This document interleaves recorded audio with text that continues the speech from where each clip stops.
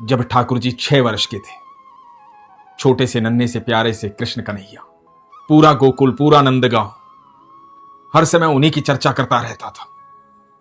ठाकुर जी के मन में आया कि अब मैं बड़ा हो गया हूं, अब मैं बछियां नहीं चराऊंगा, गैया चराऊंगा। और ये मन में आया और भाग कर गए यशोदा मैया के। गैयों से बेहद प्यार करते थे, बचपन से ही गैयों के बीच में ही खेलते थे, उन्हीं से बातें करते थे। गैयों से इतना प्रेम करते थे कि एक बार हुआ यूं कि गैया की पूंछ पकड़ के उसके पीछे पीछे भाग रहे थे। पूंछ पकड़ के भाग रहे थे, गैया आगे आगे दौड़ रही थी और ये पूंछ पकड़ के घिसटते हुए चले जा रहे थे। एक जगह जाके गैया ने गोबर कर दिया, पूरे गोबर में सन गए कान्हा जी। और गोबर में सने हुए ठाकुर जी पहुंचे यशोदा मैया के पास। यशोदा मैया के पास जाकर के बोले, मैया मैंने कुछ नहीं किया, जो कुछ किया गैया ने किया, मैंने कुछ नहीं किया मैया, इसलिए मुझे गुस्सा मत होना, मुझे मत डांटना, उस गैया को डांटना। और यशोदा मैया मुस्कुरा रही। अब कान्हा जी हो गए थे 6 वर्ष के, उन्हीं गैयों के बीच में रहते थे। तो जा पहुंचे यशोदा मैया के पास। यशोदा मैया के पास जाकर के बोले, मैया अब मैं बड़ा हो गया, अब मैं बछिया नहीं चराऊंगा, बछिया के साथ नहीं खेलूंगा, मुझे भी गैया चरानी है, बाबा की तरह जाना है। यशोदा मैया हैरानी से देखने लगी, बोली, अरे लल्ला, अभी इतना बड़ा थोड़ी ही हुआ है तू गैया चरा पाए, अभी तो तू बछिया जितना ही दिखता है, छोटा सा नन्हा सा प्यारा सा। अभी तो तू यहीं रह मेरे पास, बच्चियों के साथ खेला कर, जब बड़ा हो जाएगा तब गैया चराने जाना। कान्हा जी ने कहा, नहीं मैया, मैं बड़ा हो गया और मुझे गैया चरानी। यशोदा मैया जानती थी मेरा कन्हैया बहुत हठी है, बहुत नटखट है, ऐसे समझाने से समझ में नहीं आएगी।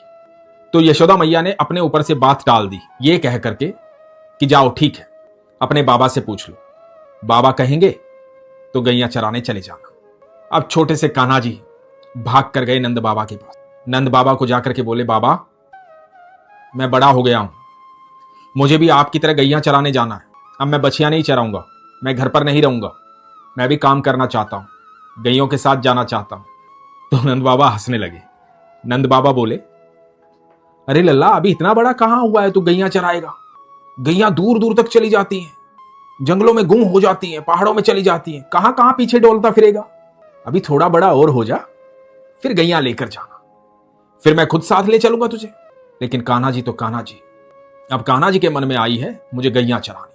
हट करके बैठ गए, बोले, नहीं बाबा, मुझे गैया चरानी, मुझे गैया चराने जाना है, बस मैंने कह दिया, मुझे जाना है तो जाना है। जिद करके बैठ गए। अब छोटे से कान्हा जी के चेहरे पर उदासी नंद बाबा से देखी नहीं जा रही थी।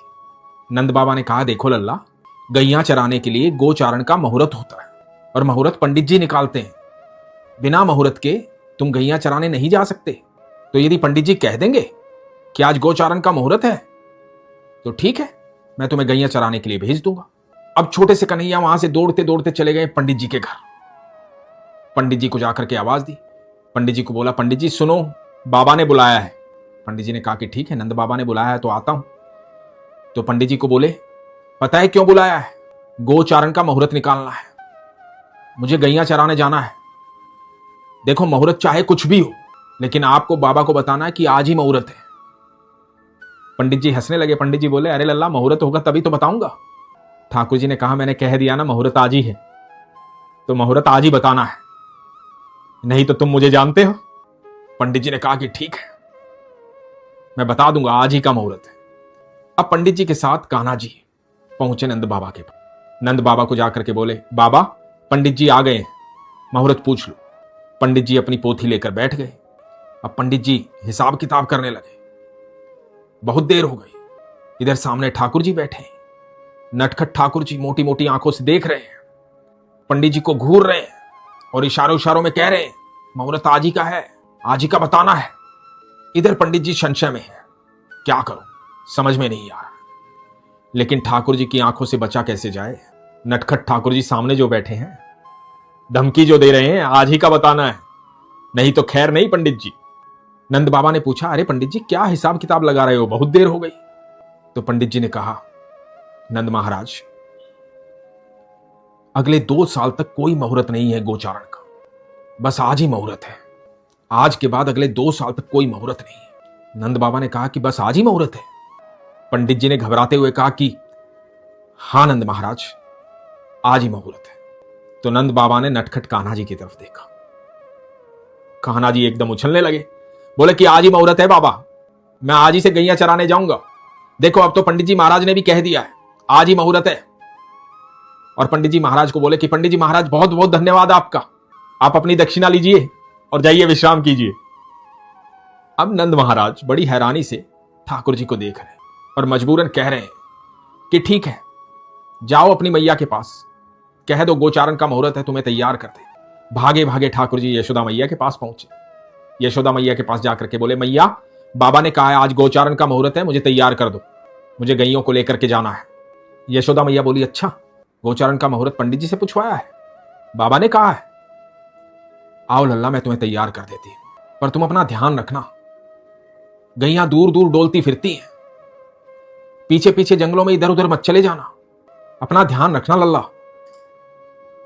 कान्हा जी बोले, अरे मैया तुम मेरी चिंता क्यों करती है, यहां के सारे जंगल जानता हूं मैं, सब कुछ जानता हूं मैं सारी गैयों को शाम को ले आया करूंगा, तुम चिंता मत करो। अब बाबा को भी तो थोड़ा आराम करना चाहिए, अब मैं संभाल लूंगा सब कुछ। यशोदा मैया हंसने लगी और ठाकुर जी को तैयार करने के लिए अंदर ले गई। ठाकुर जी को सुंदर सुंदर पोशाक पहनाई, पीतांबरी पहनाई, सर पर मोर मुकुट लगाया, हाथ में बांसुरी थी, बहुत सुंदर लग रहे थे ठाकुर जी, मोटी मोटी आंखों वाले, घुंघराले बालों वाले, पीतांबरी पहने हुए, मुस्कुराते हुए, बहुत प्रसन्न थे। मन की इच्छा जो पूरी हो रही थी, जिस बात की जिद की थी, जिस बात का हट किया था, वो बात मान ली गई थी। बड़े प्रसन्न थे, बड़े उतावले थे। जब मैया ने पूरी पोशाक पहना दी, उसके बाद मैया पादुकाएं लेकर आई और लल्ला को कहा कि लल्ला चलो बैठो, यहां आगे पैर बढ़ाओ, पादुकाएं पहन लो। ठाकुर जी ने कहा, नहीं रे मैया, ये नहीं पहनूंगा, पादुकाएं रहने दो। मैया ने कहा, क्यों लल्ला, पादुकाएं क्यों नहीं पहनोगे? अरे तुम्हें पता है कितनी तपती धूप है, सारी धरती गर्म हो जाती है, पैर जल जाएंगे तुम्हारे, और रास्ते में कितने कंकर पत्थर आएंगे, पैर में लग जाएंगे वो। नहीं लल्ला, चलो पादुकाएं पहन लो, जिद नहीं करते। ठाकुर जी ने कहा, नहीं रे मैया, ये पादुकाएं नहीं पहनूंगा। यशोदा मैया ने कहा कि क्यों नहीं पहनोगे लल्ला, ऐसी भी क्या हट, चलो पहन लो। ठाकुर जी ने कहा कि नहीं मैया, यदि पहनूंगा तो एक शर्त पर पहनूंगा, मेरी जितनी गैयां हैं उन सबको भी पादुकाएं पहनाओ। मेरी गैयां भी तो नंगे पैर चलती हैं, ये भी तो दूर दूर जाती है, तपती धरती पर चलती हैं, इनके भी तो रास्ते में कंकर पत्थर आते हैं। जब मेरी गैयां पादुकाएं नहीं पहनती तो मैं क्यों पहनूंगा मैया? ये भाव देखकर यशोदा मैया की आंखों में अश्रु आ। यशोदा मैया जानती थी कि मेरा कान्हा कोई बात ऐसे ही नहीं कहता, हर बात के पीछे कोई ना कोई मतलब होता है। उस दिन से लेकर के ठाकुर जी ने ब्रिज में कभी भी पादुकाएं नहीं पहनी। आज जो हम ब्रिजरज की बात करते हैं वो ब्रिजरज साधारण नहीं है। ब्रिज की भूमि भी ठाकुर जी के चरणों का स्पर्श पाकर के अपने आप को सौभाग्यशाली समझती थी। उस ब्रिजरज में ठाकुर जी के चरणों के चिन्ह हैं, ठाकुर जी के चरणों को स्पर्श किया है ब्रिजरज ने। दोस्तों, हमारे ठाकुर जी अपनी गैयों से, अपनी प्रकृति से हम सबसे बेहद प्रेम करते हैं, इतना प्रेम करते हैं जिसकी हम कल्पना भी नहीं कर सकते। जब हम उनकी प्रकृति को सुख पहुंचाते हैं, किसी जीव को सुख पहुंचाते हैं, पेड़ पौधों को लगाते हैं, किसी भी जीव को सुख पहुंचाते हैं, तो आप यकीन मानना वो सुख हमारे ठाकुर जी को प्राप्त होता है, वो आनंद हमारे ठाकुर जी को प्राप्त होता है। हमारे कन्हैया प्रसन्न हो जाते हैं जब हम किसी को सुख पहुंचाते हैं। तो वो ब्रिज की रज साधारण नहीं है। जब भी वृंदावन जाओ तो एक बात याद रखना, अपने पैर वृंदावन की भूमि पर रखने से पहले अपने हाथ रखना, जाकर के वहां की रज को मस्तक से लगाना और प्रणाम करना ठाकुर जी को, धन्यवाद कहना ठाकुर जी को कि ऐसा सौभाग्य दिया, उस धरती पर बुलाया, उस ब्रिज में बुलाया जहां वो डोलते फिरते थे, जहां वो खेलते थे। वो साधारण रज नहीं है, उसी रज को मुख में डाला था और यशोदा मैया को अनंत ब्रह्मांड दिखाई दिया था। वो ब्रिज की रज है जिसे ठाकुर जी भी अपने मुख में डालने के लिए तत्पर रहते थे। वो साधारण नहीं है।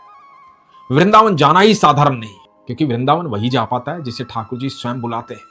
हमें लगता है कि हम ठाकुर जी से मिलने जा रहे हैं, वास्तविकता यह है कि ठाकुर जी जिससे मिलना चाहते हैं उसे वृंदावन बुलाते हैं। साधारण जगह नहीं है वो। हम जब भी प्रकृति को कोई सुख देते हैं, प्रकृति में अपना योगदान देते हैं, ईश्वर की बनाई रचना को खुश रखना चाहते हैं, सुखी रखना चाहते हैं, तो यकीन मानना हम ठाकुर जी की सेवा कर रहे हैं। तब ठाकुर जी को आनंद प्राप्त होता है। एक छोटी सी चींटी की पदचाप भी ठाकुर जी को सुनाई देती है। हम सब की चिंता ठाकुर जी को इतनी है जिसकी हम कल्पना भी नहीं कर सकते।